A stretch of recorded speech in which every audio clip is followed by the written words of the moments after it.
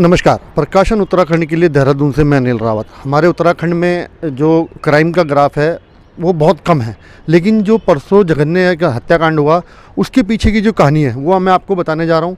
उसके बाद आप देखेंगे कोविड अपडेट और कांग्रेस जो 10 तारीख मार्च को जो चुनाव के रिजल्ट आने वाले उससे पहले जो भाजपा और कांग्रेस में मच मची हुई है वो भी आप देखेंगे। तो मैं सबसे पहले आपसे कहूँगा कि इस वीडियो को लाइक करें, शेयर करें और चैनल को सब्सक्राइब जरूर करें।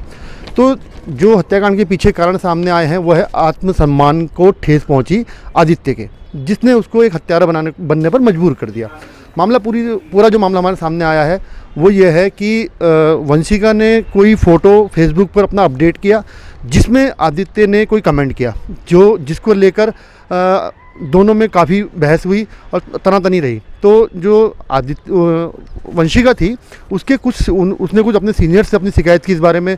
तो सीनियर ने जो उनके थे उन्होंने आदित्य पे दबाव बनाया और जो हमारी जानकारी में है आदित्य को लड़की के पैर छूने पर मजबूर कर दिया, जिससे उसके आत्मसम्मान को ठेस पहुंची और उसने इस जघन्य हत्याकांड को अंजाम दिया। 4 मार्च को हेल्थ बुलेटिन जारी हुआ। उसके अनुसार देहरादून उत्तराखंड में 48 पॉजिटिव केस मिले हैं, जिनमें शुक्र अच्छी बात यह है कि किसी की मृत्यु नहीं हुई और जो रिकवरी हुई है 280 लगभग लोगों की रिकवरी हुई है। और जो वर्तमान में एक्टिव केस है हमारे उत्तराखंड में वो 533 हैं। और जो अगर मैं जिलेवार बात करूं तो सबसे ज़्यादा अभी भी देहरादून अव्वल है। देहरादून में करीब 23 केस एक्टिव हैं और अल्मोड़ा में 3, बागेश्वर 3, चंपावत 3, चमोली 1 और हरिद्वार 6, नैनीताल 3, पौड़ी गढ़वाल 0, पिथौरागढ़ 0 और रुद्रप्रयाग 0, टिहरी गढ़वाल 2, उधमसिंह नगर 2, उत्तरकाशी 2। उधमसिंह नगर कल जो हमारे पास परसों जो आया था आंकड़ा उसमें 0 था, तो कल 2 केस मिलने से जो हमारे 4 जिले कोरोना मुक्त हुए थे उसकी में एक संख्या कम हो गई है। और आप देखेंगे कि भाजपा के नेता और जो कांग्रेस की प्रवक्ता हैं वो चुनाव से पहले क्या दावे कर रहे हैं, अपने दावे कर रहे हैं जीत के और दूसरे की हार के दावे कर रहे हैं। कौन जीतेगा कौन हारेगा ये तय करेगी 10 तारीख। अभी क्योंकि सबका भाग्य ईवीएम में कैद है, अभी हम इसमें कुछ नहीं कह सकते, लेकिन जो भाजपा और कांग्रेस के नेताओं के दावे हैं वो सुनिए आप। एक तरफ हरीश रावत जी सभी निर्दलियों और अन्य दलों से संपर्क की बात कह रहे हैं और दूसरी तरफ अपने पूर्ण बहुमत की बात भी कह रहे हैं। इससे उनकी मन की भ्रमित स्थिति साफ दिखाई दे रही है। कांग्रेस की पराजय उनकी आंखों से साफ दिखाई दे रही है। कांग्रेस हार रही है, लेकिन हरीश रावत जी का दिल नहीं मान रहा।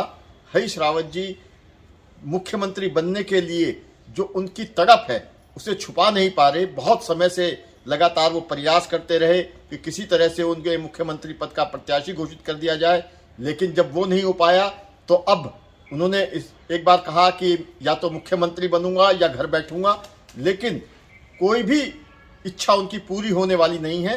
भारतीय जनता पार्टी की पूर्ण बहुमत की सरकार उत्तराखंड में बनेगी और भारतीय जनता पार्टी ही आगे आने वाले 5 वर्षों के लिए उत्तराखंड को शीर्ष पर पहुंचाने का काम करेगी। पहले तो मैं पूरे ही प्रदेश की प्रबुद्ध जनता का धन्यवाद देना चाहती हूँ कि आपने लोकतंत्र के इस मेले में बढ़ चढ़कर जो प्रतिभाग किया है और कांग्रेस पार्टी के प्रत्याशियों को अपार समर्थन और अपना आपने आशीर्वाद दिया और हरिद्वार के अंदर और उधमसिंह नगर के अंदर बहुत अच्छा परफॉर्म कांग्रेस पार्टी करेगी। इसको लेकर मैं पूरी तरह से आशान्वित हूँ। 13 जिले हैं हमारे प्रदेश में। मैं नैनीताल जिले को बहुत कंफर्टेबल अपने आप को फील करती हूँ। मैं देहरादून में आपको बता रही हूँ हम 7+ सीट के साथ बहुत कंफर्टेबल हैं। तो उधमसिंह नगर और हरिद्वार तो हैं ही, लेकिन किसी जिले में आप ये नहीं कह सकते।